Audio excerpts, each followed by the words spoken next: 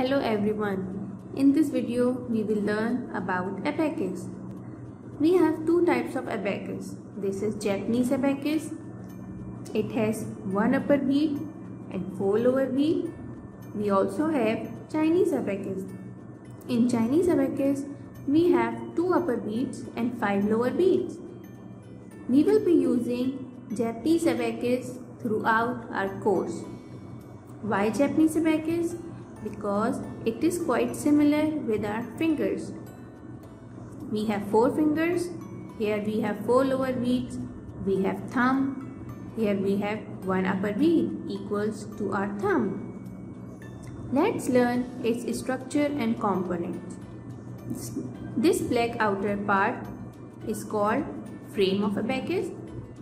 This white line is called calculation bar. It divides abacus into two decks, upper deck and lower deck.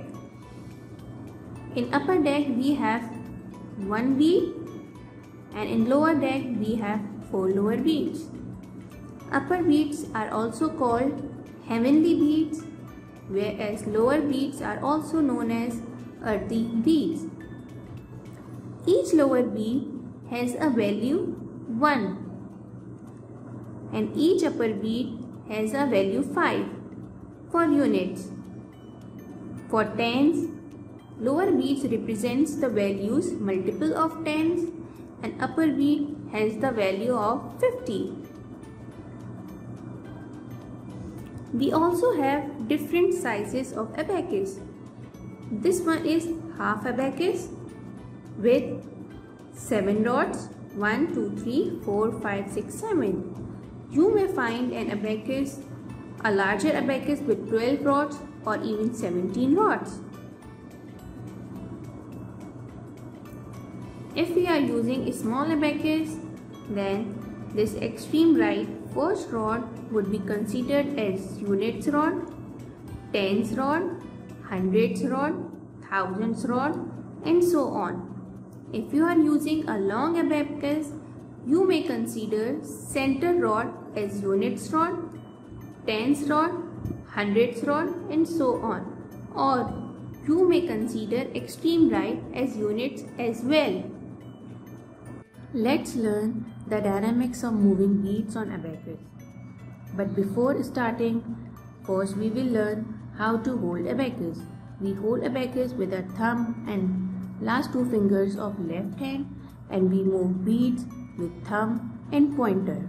We always use thumb and pointer to move beads up and down on abacus. Four lower beads are moved up with thumb like this and are moved down with pointer like this. Up with thumb and down with pointer. Upper bead is always moved up and down with pointer, down with pointer and up with pointer. We always use thumb for lower beads to move them up and pointer to move them down and pointer for upper bead moving them up and down. When we are doing addition, we move beads towards the calculation bar, that is, beads that touches the calculation bar would be counted in final answer, and when we are doing subtraction, we move beads away from the calculation bar. How we place abacus? We always place abacus on any flat surface and always remember to make your abacus 0. How we make abacus 0?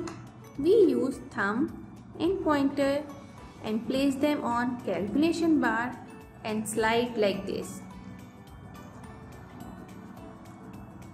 At this moment, not a single bead is touching the calculation bar, so abacus is in its 0 position. Why we always place abacus on any flat surface? Because if we hold abacus like this, in air, beads will move in random direction. That will affect our final answer. We will use thumb and pointer for making abacus 0. We slide thumb and pointer on calculation bar like this. This is in its 0 position.